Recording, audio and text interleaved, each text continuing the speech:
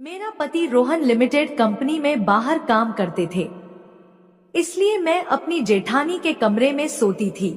मेरे पति रोहन के ना होने से मुझसे अब कंट्रोल नहीं हो रहा था। एक दिन मेरे ममेरे देवर हमारे घर पर रहने के लिए आए। वह बहुत ही जवान और सुंदर थे। एक रात मैंने देखा कि मेरी जेठानी अपने कमरे में नहीं थी। मैं उन्हें ढूंढने लगी। मैंने देखा कि जिस कमरे में मेरे ममेरे देवर लेटे थे, उस कमरे की लाइट जली हुई थी और अंदर से कुछ अजीब सी आवाज आ रही थी। जब मैंने गेट के छेद से झांक कर देखा तो मेरे होश उड़ गए, क्योंकि वो और मेरी जेठानी, उन लोगों को साथ में देखकर मुझसे भी कंट्रोल नहीं हुआ और मैं भी दरवाजा खोलकर अंदर चली गई। फिर उसने मुझे और मेरी जेठानी दोनों को, मेरा नाम रीना है और मैं उत्तर प्रदेश से हूँ। हमारी हैप्पी फैमिली है, जिसमें मैं, मेरा पति, मेरी जेठानी, ससुर रहते हैं। मेरी शादी को 1 साल हो गए हैं। मेरा पति नोएडा में IT कंपनी में काम करता है और वह केवल 2-3 महीनों में घर पर आ पाता। हमारा घर लगभग 200 गज में बना हुआ है।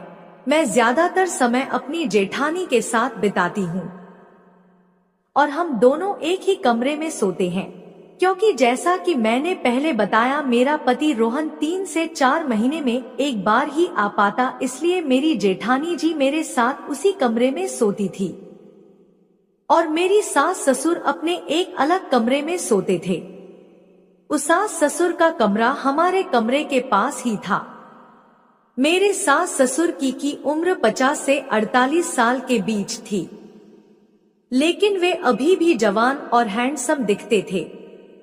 एक रात मैं पानी पीने के लिए उठी, तब रात के 1 बजे थे। मेरी जेठानी तो बहुत गहरी नींद में सोई हुई थी और उन्हें कुछ पता नहीं था। जैसे ही मैं पानी पी के उठी, मेरे सास ससुर के कमरे से अलग अलग तरह की आवाजें आ रही थी। जब मैंने ध्यान से सुना तो वह आवाजें थोड़ी अलग ही थी। मेरे सास ससुर के कमरे के दीवार में एक रोबा था।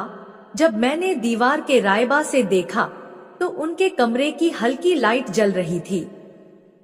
मैंने देखा कि मेरे सास ससुर एक दूसरे से इतनी रात को बातें कर रहे थे। मुझे थोड़ा अजीब महसूस हुआ। उस वक्त मुझे लगा कि किसी औरत के लिए पति की कमी क्या होती है। मैं पानी पीकर वापस गई और अपने कमरे में सोने के लिए चली गई। हम लोग जब सुबह ब्रेक